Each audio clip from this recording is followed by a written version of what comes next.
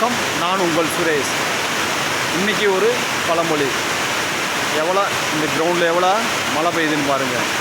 இந்த டயத்தில் உங்களுக்கு ஒன்று சொல்லணும்னு ஆசையாக இருக்குது. முடிந்தவரை போராடுங்கள். வாழ்க்கை ஏதோ ஒன்று இழக்க செய்யும். ஆனால் நீங்கள் நினைத்தது பார்க்காத அளவுக்கு ஏதோ ஒன்றை சுவாரஸ்யமாக நம்மளுக்கு கொடுக்கும். நான் சொல்கிறது உங்களுக்கு புரியுதா? நம்மளோட வாழ்க்கையில் ஏதோ ஒன்று நம்ம இழப்போம். ஆனால் நம்ம வாழ்க்கையில் ஏதோ ஒன்று நம்மளுக்கு கிடைக்க போகுதுன்னு தெரிஞ்சுக்குங்க. நம்மளால் முடியுன்ற உழைங்க.